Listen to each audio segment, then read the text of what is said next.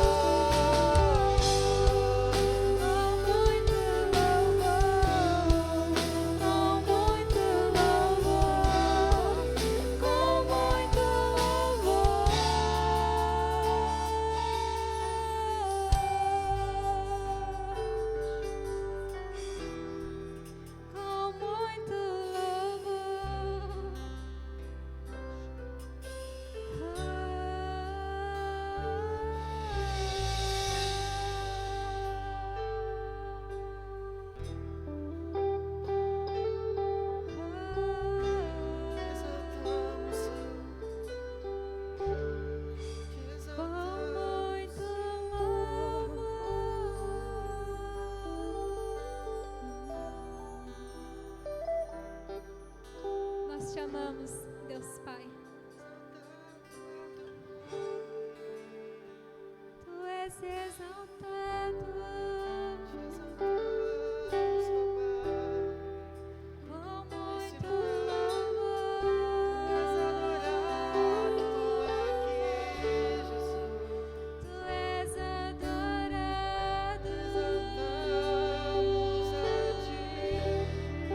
com muito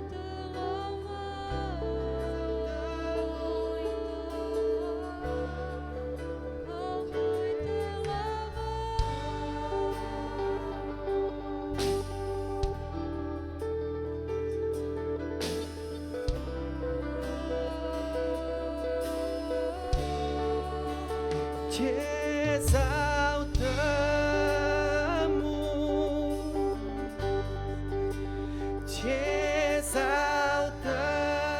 exaltamos, Senhor, te exaltamos,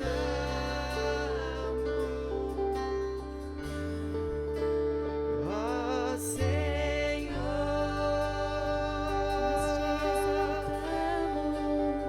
te exaltamos, Jesus, te exaltamos,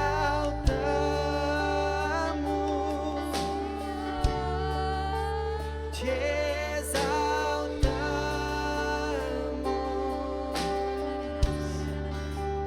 ó Senhor,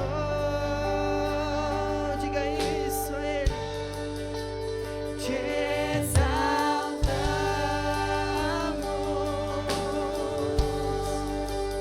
te exaltamos, Jesus, te exaltamos,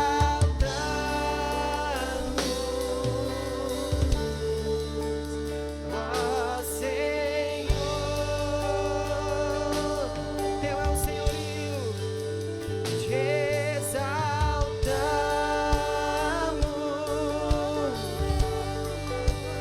te exaltamos,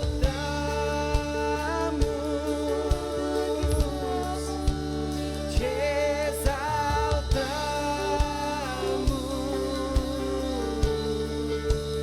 ó Senhor. Tu és digno, Senhor. Tu és digno de tudo. Tu és digno de tudo. Pois tudo vem de ti e tudo é para ti. Tua é a glória. Teu é o poder, Jesus. Tu és digno de tudo. Tu és digno de tudo. Pois tudo vem de ti e tudo é para ti. Tua é a glória. Dia e noite subo a ti. Dia e noite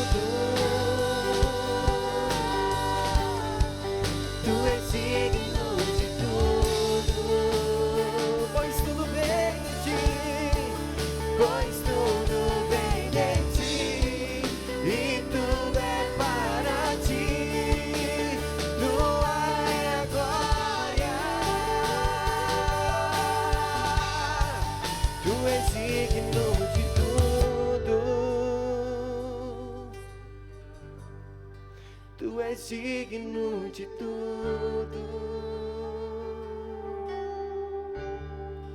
pois tudo vem de ti e tudo é para ti.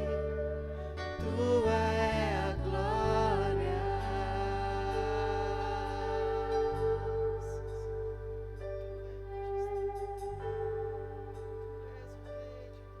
Tu és digno, Senhor.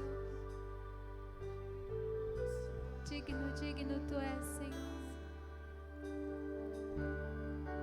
Pois tudo vem de ti, tudo é para ti. Tu é a glória.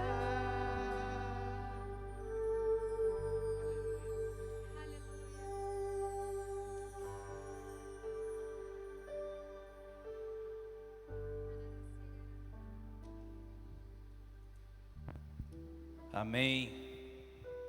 Glória a Deus. Glórias ao nome do Senhor, porque Ele é digno de receber a honra, a glória e o louvor para sempre. E nós fomos criados, né, para o louvor da sua glória. Nós fomos criados para adorá-lo através da nossa vida. Estamos novamente aqui, né, impedidos de fazermos esse culto presencial, mas nunca impedidos de adorar ao Senhor, porque a nossa adoração não depende de ninguém, senão de nós mesmos, da vontade que temos de cumprir esse propósito.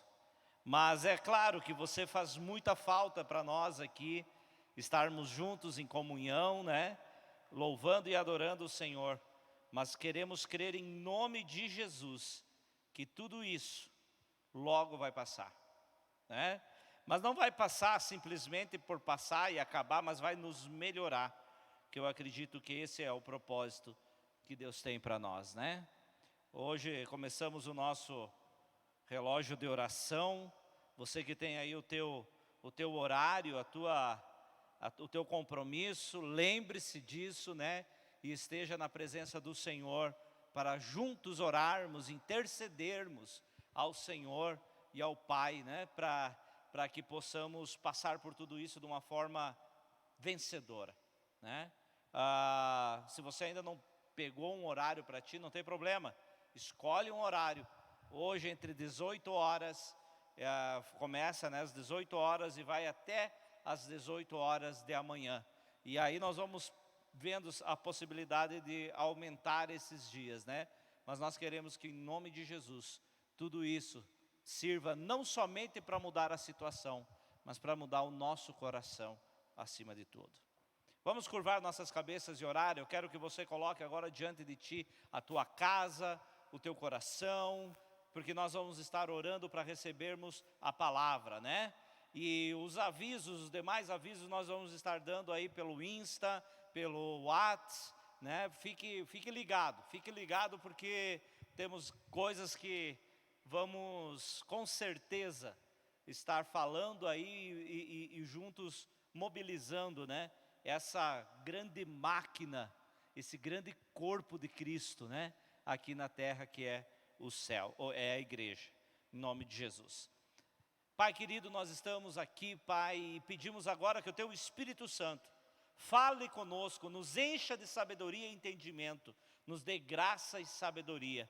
Fale conosco, ó Pai, tira aquilo que atrapalha da nossa mente e do nosso coração, para que somente a Tua vontade se cumpra em nós. Que o Teu Espírito Santo tenha acesso e faça o que for necessário para que a Tua vontade e a Tua verdade cheguem em nós. Em nome de Jesus, amém. Daniel, capítulo 3. Vamos ler o capítulo inteiro que vai falar sobre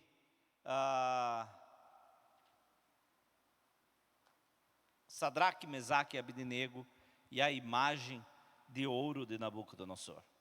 O rei Nabucodonosor fez uma imagem de ouro de 27 metros de altura e 2 metros e 70 centímetros de largura, e a ergueu na planície de Dura, na província da Babilônia. Depois convocou os sátrapas, os prefeitos, os governadores, os conselheiros, os tesoureiros, os juízes, os magistrados e todas as autoridades provinciais para assistirem à dedicação da imagem que mandara erguer. Assim todos eles, sátrapas, prefeitos, governadores, conselheiros, tesoureiros, juízes, magistrados e todas as autoridades provinciais se reuniram para a dedicação da imagem que o rei Nabucodonosor mandara erguer e ficaram em pé diante dela. Então o arauto proclamou em alta voz: esta é a ordem que lhes é dada, ó homens de todas as nações, povos e línguas. Quando ouvirem o som da trombeta, do pífaro, da cítara, da harpa, do saltério, da flauta dupla e de toda espécie de música, prostrem-se em terra e adorem a imagem de ouro que o rei Nabucodonosor ergueu. Quem não se prostrar em terra e não adorá-la, será imediatamente atirado numa fornalha em chamas. Por isso, logo que ouviram o som da trombeta, do pífaro, da cítara, da harpa, do saltério e de toda espécie de música, os homens de todas as nações, povos e línguas prostraram-se em terra e adoraram a imagem de ouro que o rei Nabucodonosor mandara erguer. Nesse momento, alguns astrólogos se aproximaram e denunciaram os judeus, dizendo ao rei Nabucodonosor: ó rei, vive para sempre. Tu emitiste um decreto, ó rei, ordenando que todo aquele que ouvisse o som da trombeta, do pífaro, da cítara, da harpa, do saltério, da flauta dupla e de toda espécie de música, se prostrasse em terra e adorasse a imagem de ouro. E que todo aquele que não se prostrasse em terra e não adorasse, seria atirado numa fornalha em chamas. Mas há alguns judeus que nomeaste para administrar as províncias da Babilônia, Sadraque, Mesaque e Abdenego, que não te dão ouvidos, ó rei, não prestam cultos aos teus deuses, nem adoram a imagem de ouro que mandastes erguer. Furioso, Nabucodonosor mandou chamar Sadraque, Mesaque e Abdenego. E assim que eles foram conduzidos à presença do rei, Nabucodonosor lhes disse: é verdade, Sadraque, Mesaque e Abdenego, que vocês não prestam culto aos meus deuses, nem adoram a imagem de ouro que mandei erguer? Pois agora, quando vocês ouvirem o som da trombeta, do pífaro, da cítara, da harpa, do saltério, da flauta dupla, de toda espécie de música, se vocês se dispuserem a prostrar-se em terra e adorar a imagem que eu fiz, será melhor para vocês. Mas se não a adorarem, serão imediatamente atirados numa fornalha em chamas, e que Deus poderá livrá-los das minhas mãos? Sadraque, Mesaque e Abdenego responderam ao rei Nabucodonosor: ó Nabucodonosor, não precisamos defender-nos diante de ti. Se formos atirados na fornalha em chamas, o Deus em que prestamos culto, a quem prestamos culto, pode livrar-nos, e Ele nos livrará das tuas mãos, ó rei. Mas se Ele não nos livrar, saiba, ó rei, que nós não prestaremos culto aos teus deuses, nem adoraremos a imagem de ouro que mandastes erguer. Nabucodonosor ficou tão furioso com Sadraque, Mesaque e Abdenego, que o seu semblante mudou. Deu ordens para que a fornalha fosse aquecida 7 vezes mais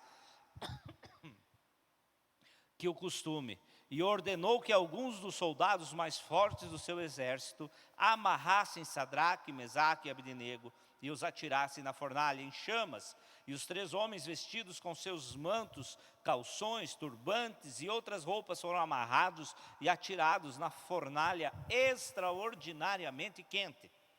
A ordem do rei era urgente e a fornalha estava tão quente que as chamas mataram os soldados que levaram Sadraque, Mesaque e Abdenego, e esses caíram amarrados dentro da fornalha em chama. Mas logo depois o rei Nabucodonosor, alarmado, levantou-se e perguntou aos seus conselheiros: não foram 3 os homens amarrados que nós atiramos no fogo? E eles responderam: sim, ó rei. E o rei exclamou: olhem, estou vendo 4 homens desamarrados e ilesos andando pelo fogo, e o quarto se parece com um filho dos deuses. Então Nabucodonosor aproximou-se da entrada da fornalha em chamas e gritou: Sadraque, Mesaque e Abdenego, servos do Deus Altíssimo, saiam e venham aqui. E Sadraque, Mesaque e Abednego saíram do fogo. Os sátrapas e os prefeitos, os governadores e os conselheiros do rei se ajuntaram em torno deles e comprovaram que o fogo não tinha ferido o corpo deles. Nem só um fio de cabelo tinha sido chamuscado. Os seus mantos não estavam queimados e não havia cheiro de fogo neles. Então disse Nabucodonosor: louvado seja o Deus de Sadraque, Mesaque e Abednego, que enviou o seu anjo e os livrou os seus servos. Eles confiaram nele, desafiaram a ordem do rei, preferindo abrir mão da sua vida a prestar culto e adorar outro Deus que não fosse o seu próprio Deus. Por isso eu decreto que todo homem de qualquer povo, nação, língua, que disser alguma coisa contra o Deus de Sadraque, Mesaque e Abednego, seja despedaçado e a sua casa transformada em montes de entulho, pois nenhum Deus é capaz de livrar alguém dessa maneira. Então o rei promoveu Sadraque, Mesaque e Abednego na província da Babilônia. Amém. Queridos, embora a leitura seja um pouquinho extensa, eu fiz questão de que essa leitura fosse feita por completa para nós entendermos tudo isso que tem acontecido nesse local. Veja só, o povo de Deus estava cativo na Babilônia. Aqui estamos falando do reino do sul, Judá, que havia sido agora levado cativo até a Babilônia. A Bíblia diz que muitos foram mortos e muitos foram levados presos, escravizados até a Babilônia. Dentre esses existia Daniel, que escreve o livro, e existia Sadraque, Mesaque e Abednego, 3 jovens que juntos com Daniel puderam testemunhar de Deus numa terra distante. O povo de Israel estava cativo porque, que não era de Israel, era de Judá, né? Porque estava sendo punido pela sua desobediência. Nós precisamos lembrar que muitas e muitas vezes Deus, através dos seus profetas, dizia para o povo: não se contamine com as coisas das outras nações, não casem com mulheres das outras nações, não adorem ídolos das outras nações. Mas esse povo sistematicamente desobedecia a Deus e se rebelava. E Deus mandava profetas e dizia para esse povo, e dizia para eles: olha, vocês serão levados cativos, as suas mulheres serão violentadas, os seus filhos serão mortos. Mas mesmo assim, esse povo continuava a desobedecer e a ser rebelde ao Senhor. Agora esse povo havia sido levado cativo para uma cidade, para um reino, para um império totalmente diferente. Não é à toa que a Bíblia vai chamar, vai trazer como exemplo de sendo a Babilônia tudo aquilo que é deplorável, tudo aquilo que é reprovado por Deus. A Babilônia representa tudo aquilo que afasta o homem de Deus, porque essa cidade, ela se ergueu como um império e valorizava tudo que era de riqueza e de sabedoria desse mundo. O povo de Deus agora se encontrava num lugar hostil, num lugar que era totalmente contrário à sua crença e à sua maneira de viver. Veja só, Israel era um reino totalmente diferente, ou pelo menos deveria ser. Israel foi estabelecido como povo de Deus, lá a partir do chamado de Deus a Abraão, lá em Gênesis. Podemos pegar Gênesis 12, Abraão, sai da tua terra, do meio da tua parentela, e vai para a terra que eu te mostrarei. De ti eu farei uma grande nação. E nós vamos ver a partir daí, muitas e muitas promessas sendo feitas, de que um dia, a partir de Abraão, Deus faria para si uma nação de sacerdotes, uma nação de adoradores, uma nação em que todas as outras famílias da terra seriam benditas nela, seriam abençoadas por ela. Mas a Bíblia vai nos ensinar que esse povo acaba por, vez após vez, desobedecendo e traindo o que Deus tinha para eles. E a partir disso, começou-se a se distanciar do que Deus queria, porque o que Deus queria era um povo que fosse um povo de sacerdotes, um povo de evangelistas, um povo missionário, que pudesse, através do seu testemunho, levar Deus a todos os povos. Ao contrário disso, esse povo se fechou em si mesmo e achou que o que Deus havia feito para eles era apenas reconhecer um privilégio que eles mereciam.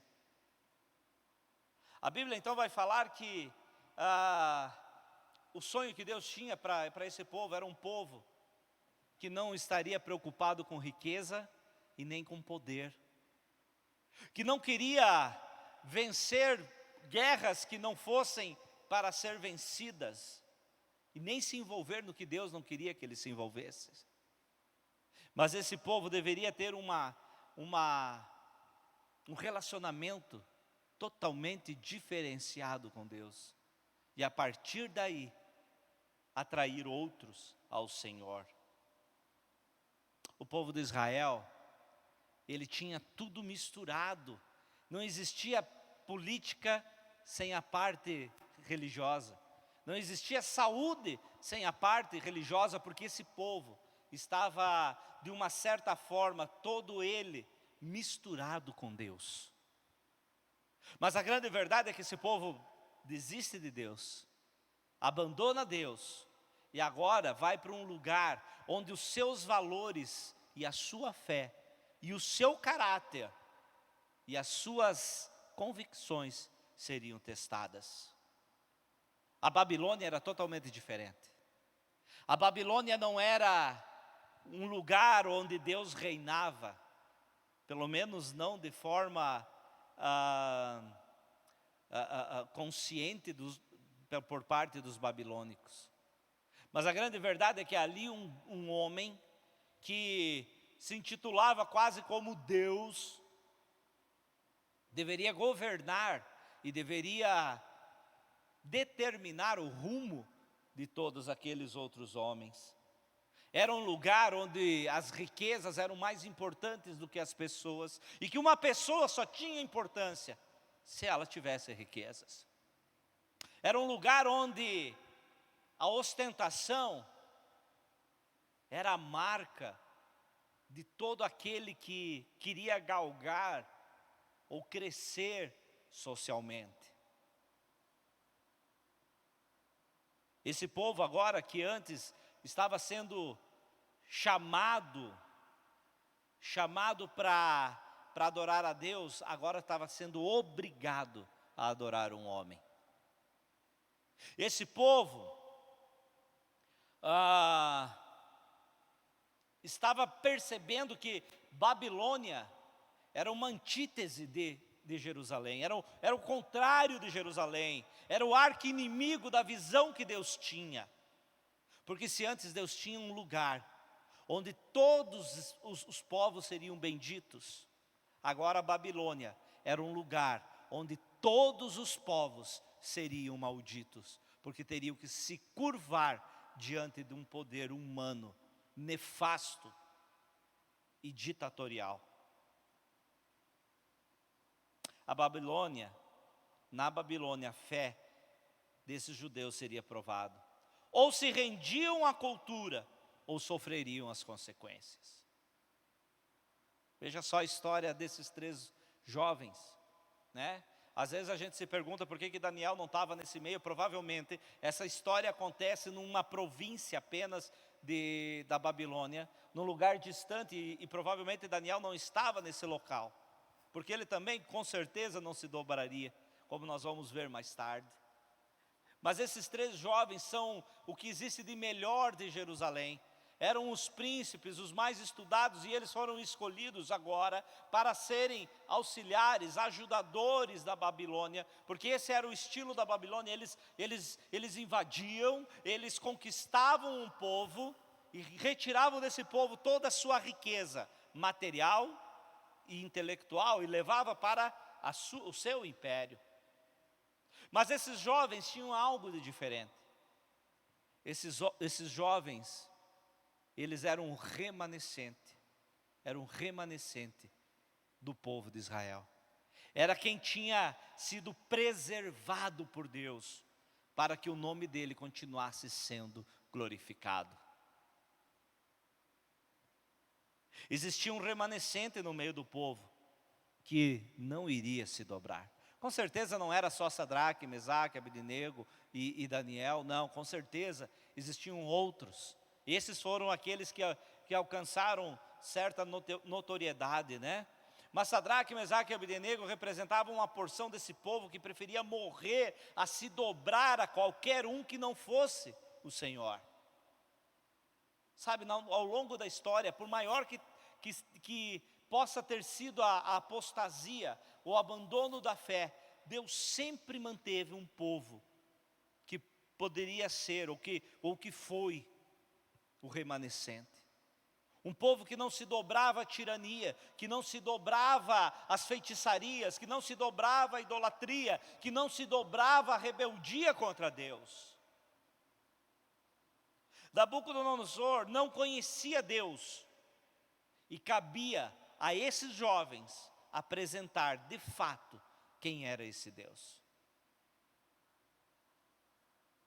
Se nós podemos dar algumas características a esses jovens, nós podemos falar sobre fidelidade, nós podemos falar sobre confiança em Deus, nós podemos falar sobre o desejo de dar glória a Deus, e nós podemos falar também sobre coragem.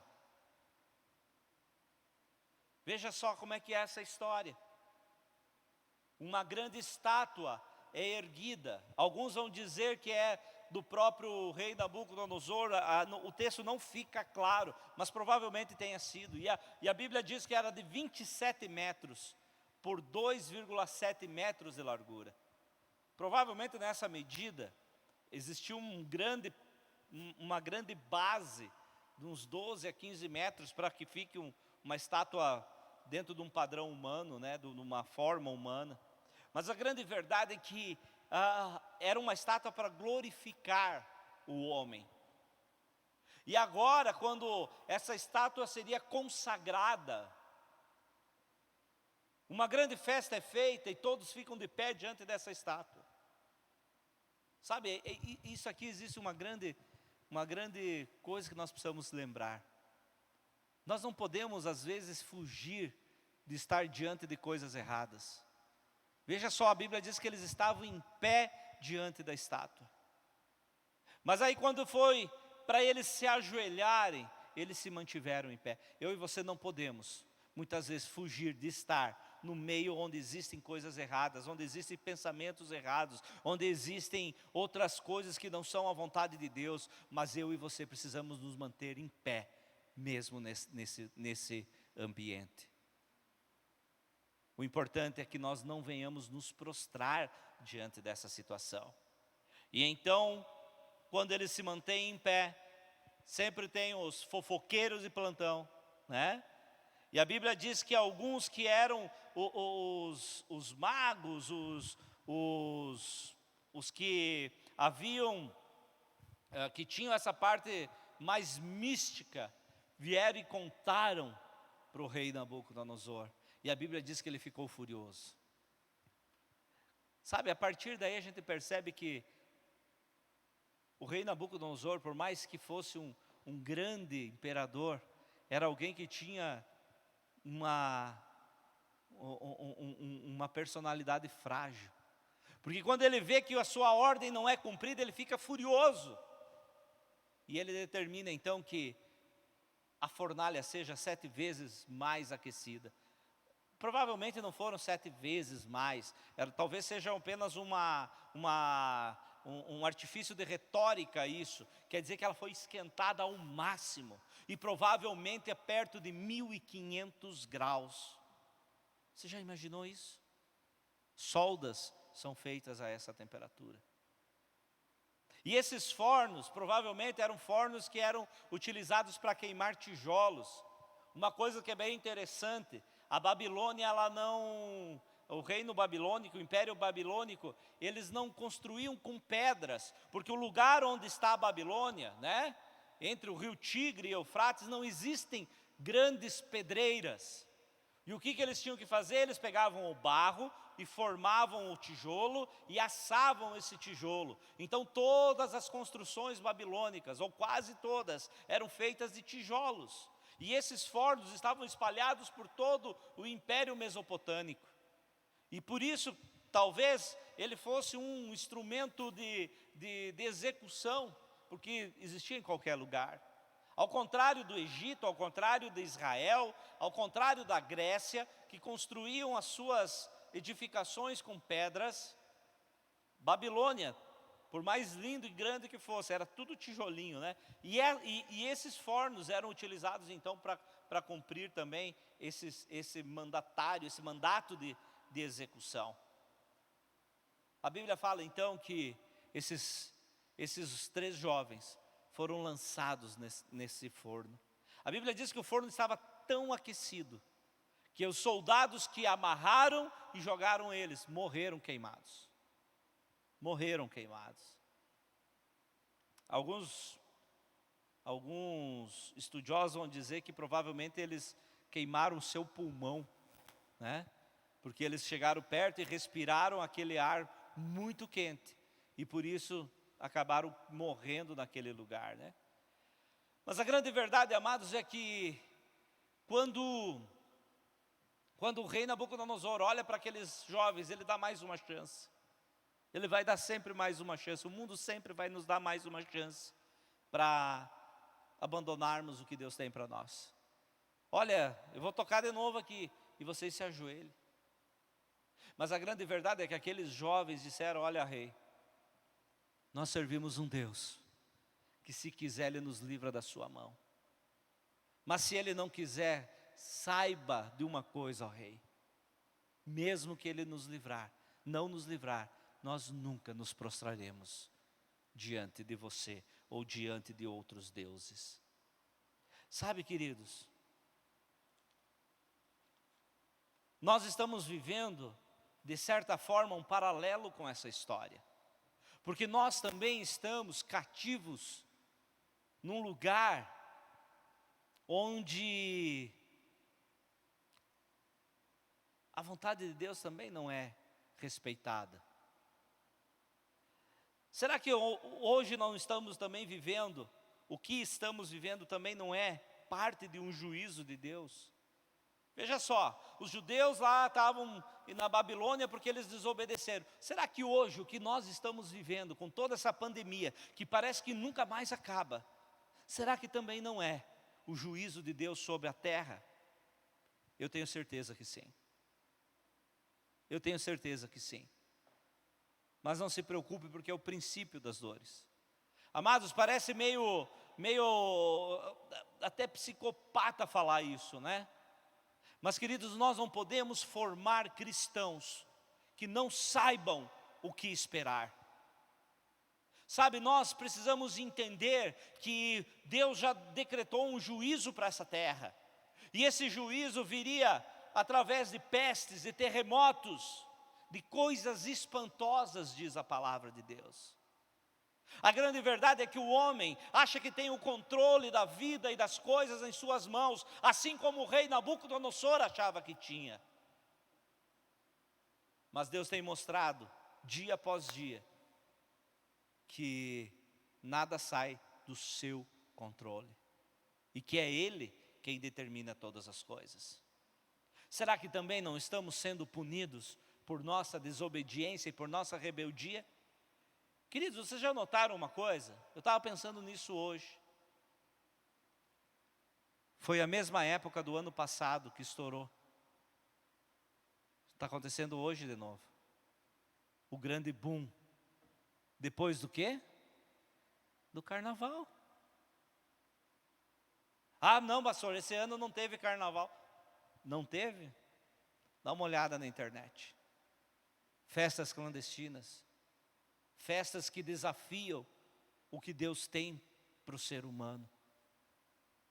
Sabe, às vezes nós não percebemos, amados, que Deus é um Deus de juízo também.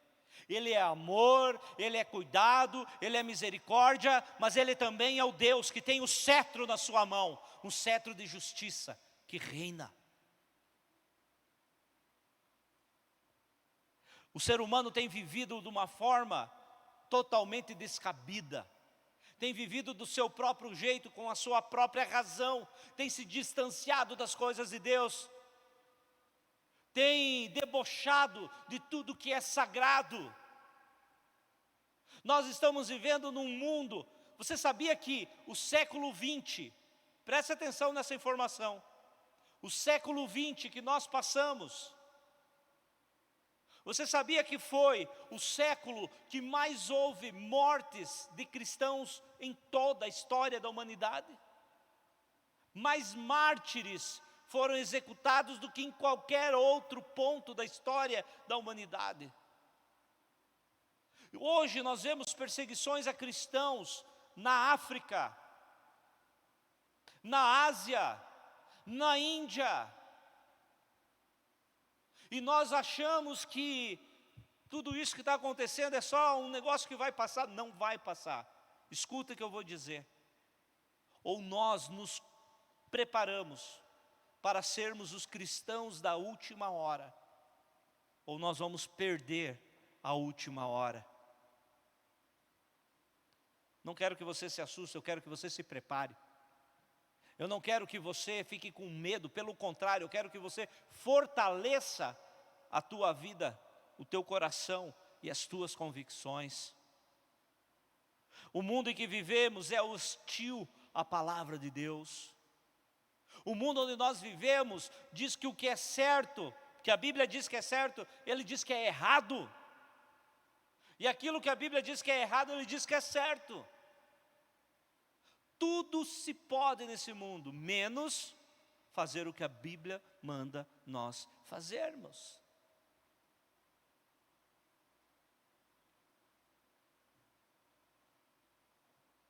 Hoje também somos levados a servir um homem. Assim como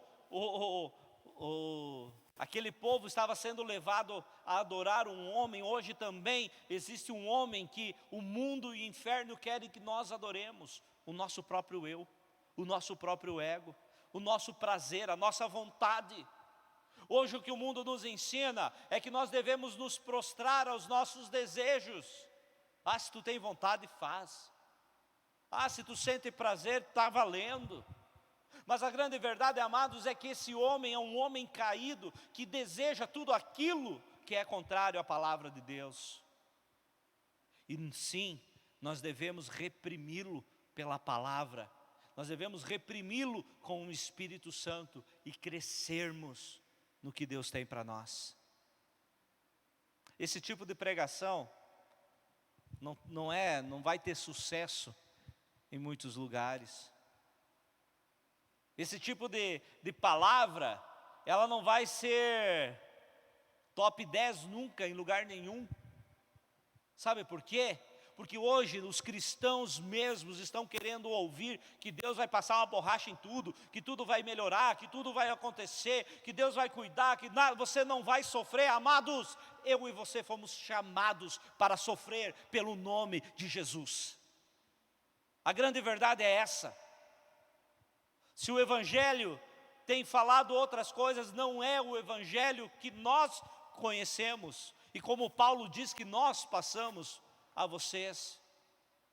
Eu e vocês somos chamados a viver um tempo, sim, em que o sofrimento vai acontecer, para que haja aperfeiçoamento do povo de Deus. A Bíblia diz que Jesus sofreu. Hebreus capítulo 5, versículo 8, ele sofreu e aprendeu a obedecer.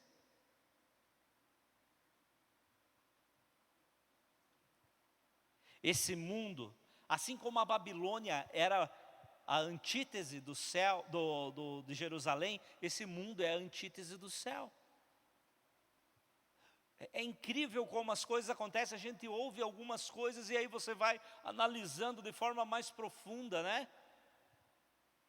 Você sabia, isso é dado, é só você fazer uma procura no Google aí, em sites confiáveis, você vai ver que os maiores bilionários do mundo se tornaram ainda mais ricos nessa pandemia.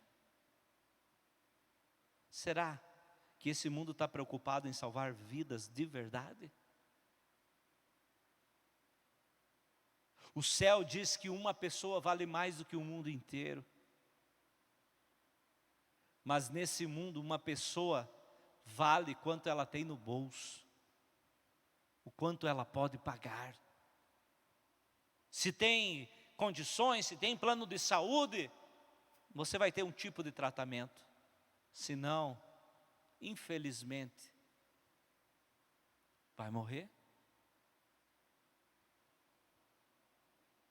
O céu diz que Jesus deve ser o nosso alvo. O mundo diz que o nosso alvo precisa ser dinheiro, poder e tudo aquilo que o mundo oferece. Assim como a fé de Sadraque, Mesaque e Abdenego foi testada, a nossa fé será testada. Queridos, prestem atenção nisso. A nossa fé está sendo testada há um ano, de uma forma muito forte, de uma forma muito violenta, e ela vai continuar sendo testada a partir de agora. Quantos que naufragaram na fé? Quantos que abandonaram aquilo que Deus havia feito no seu coração, fecharam os olhos para o chamado de Deus? Quantos que preferiram dar ouvido para o medo e não para a fé em Jesus? Quantos que deixaram de acreditar para se desesperar? O que nós estamos vivendo é sério. Nós precisamos nos cuidar, nós precisamos, fazer tudo o que é preciso, mas queridos, viver com coragem. Com coragem. Assim como existia um remanescente lá na Babilônia, também existe um remanescente em nossa época, e ela se chama igreja. Igreja. Ninguém vai vencer sozinho. Ninguém vai vencer sozinho o que Deus quer que a gente viva. O mundo tem lutado contra a igreja. Eu não estou dizendo desses dias, não estou dizendo isso porque estamos fechados, nada disso. Eu estou dizendo que desde que a igreja surgiu, o inferno tem tentado destruir. Sabe por quê? Porque é por ela que tudo o que Deus prometeu, que tudo o que foi profetizado vai acontecer. A grande escolha que nós precisamos fazer é aquela: se nós vamos ser os que vão se prostrar, ou aqueles que vão se manter em pé. Aqueles que vão desistir da sua fé para facilitar a sua vida, ou se nós seremos aqueles que vão defender a sua fé, mesmo que custe a sua vida. Precisamos ter o mesmo posicionamento que esses jovens tiveram. O mesmo. Precisamos estar prontos para viver com Cristo, mas se for preciso para morrer por Ele também. Para morrer por Ele. As grandes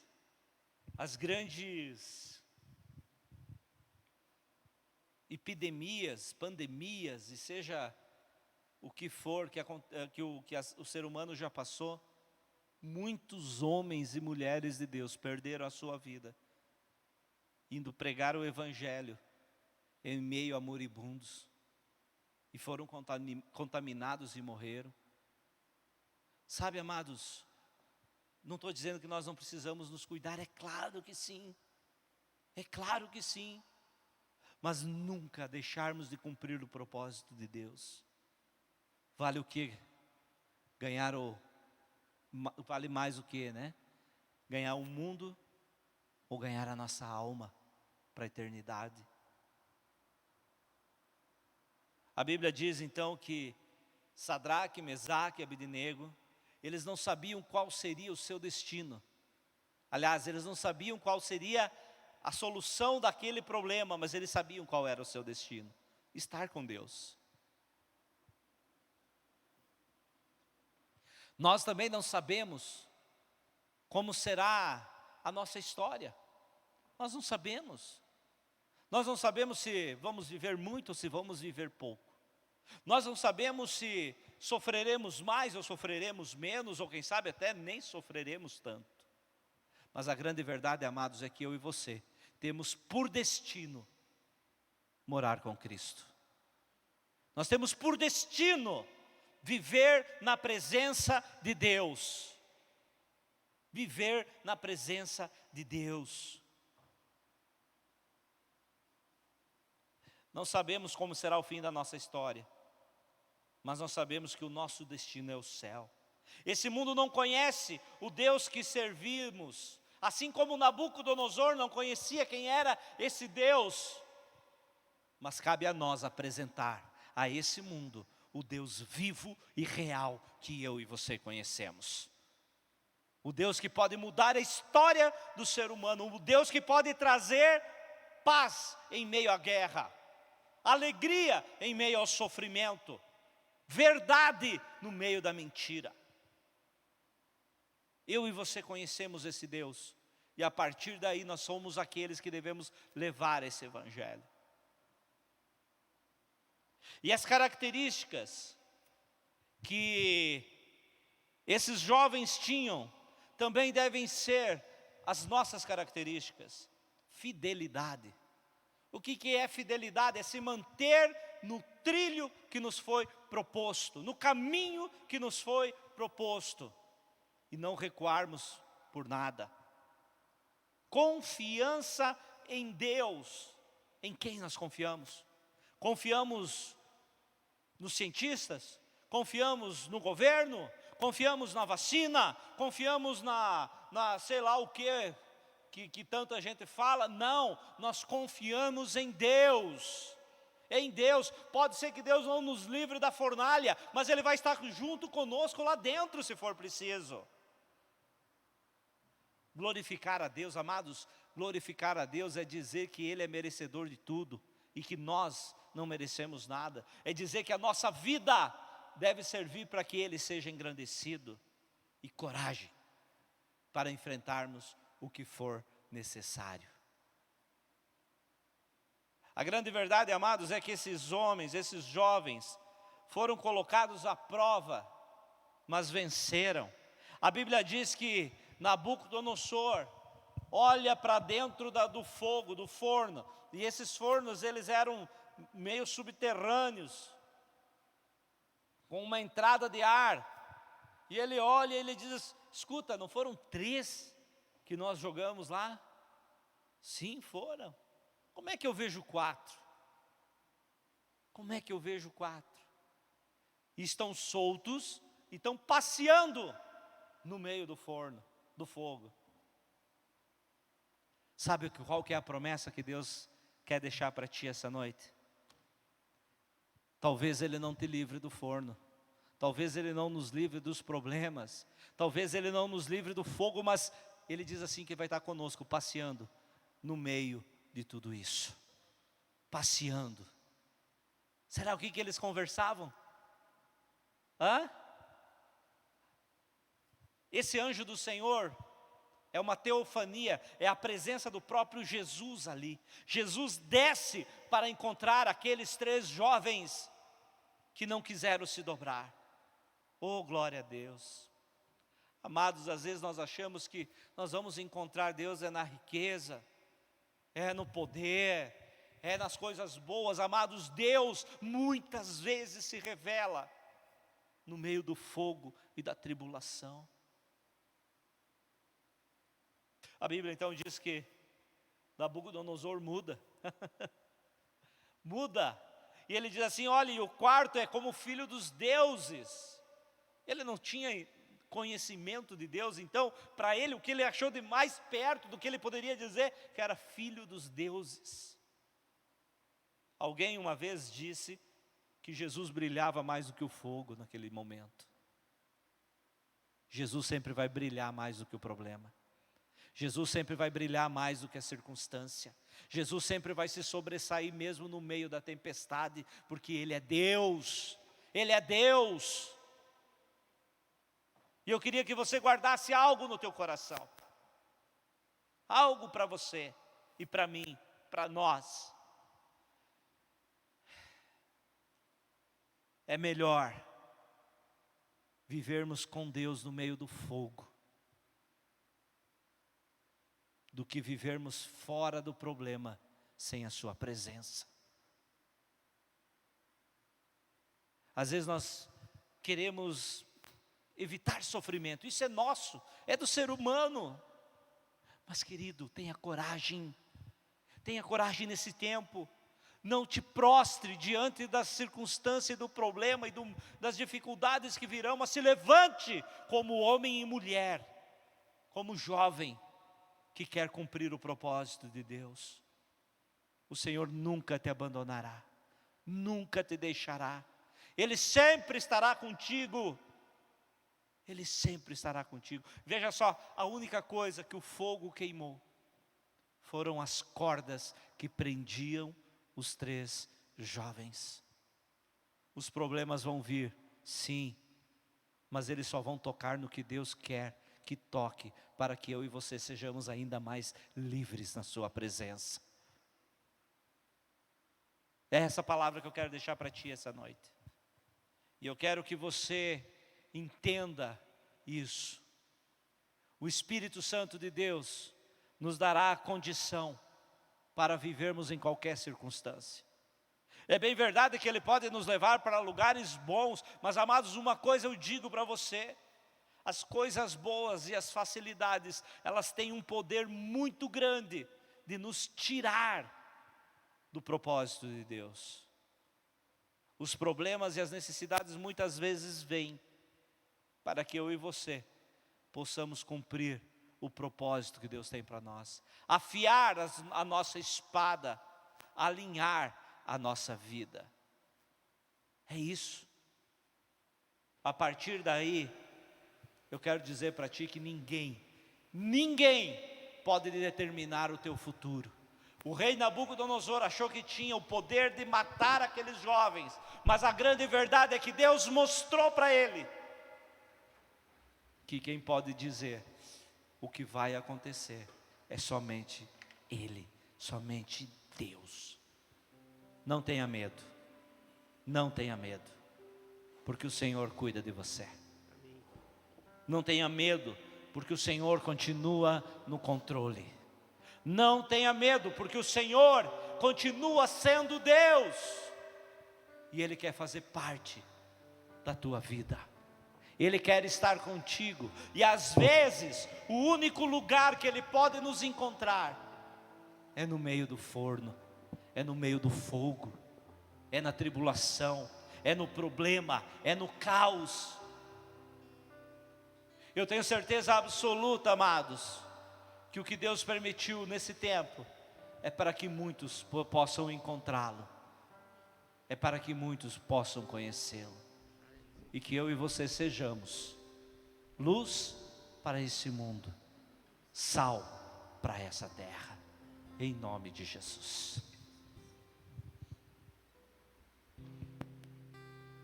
Perto quero estar,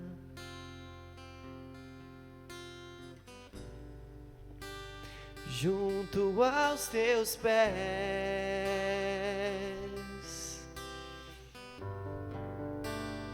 pois prazer maior não há que me render e te adorar.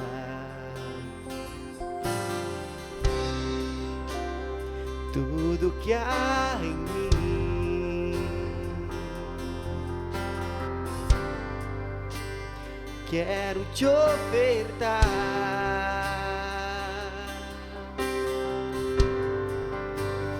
Mas ainda é pouco, eu sei,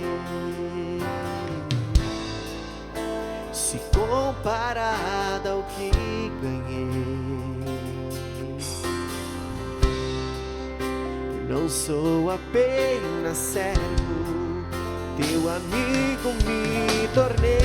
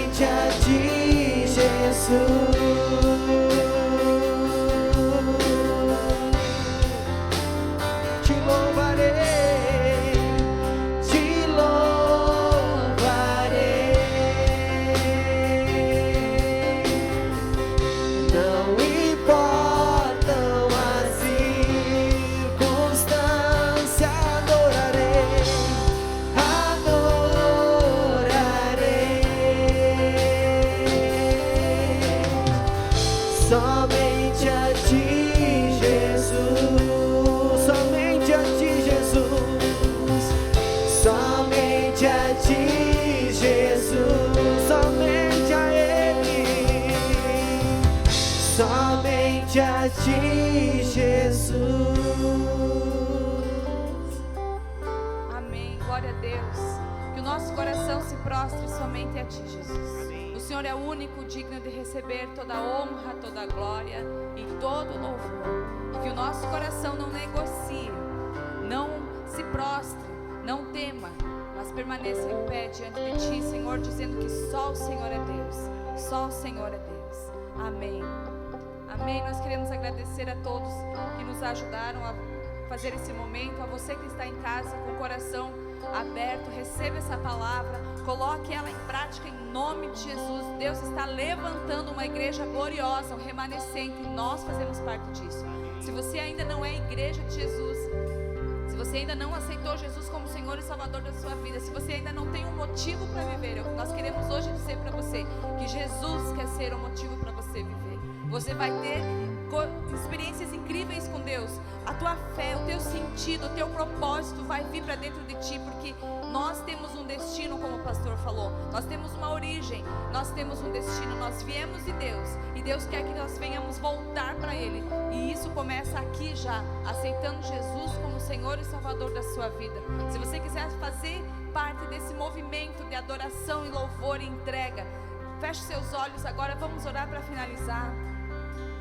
Eu quero dizer para você que já é filho, você que já tem um chamado, você que já sabe que tem um propósito, peça para o Espírito Santo soprar no teu coração paixão por Jesus, paixão que leve você e eu até a morte, até as últimas consequências por causa de Jesus. E se você ainda não tem, eu quero convidar você para fazer essa oração da mesma forma e entregar a sua vida a Jesus.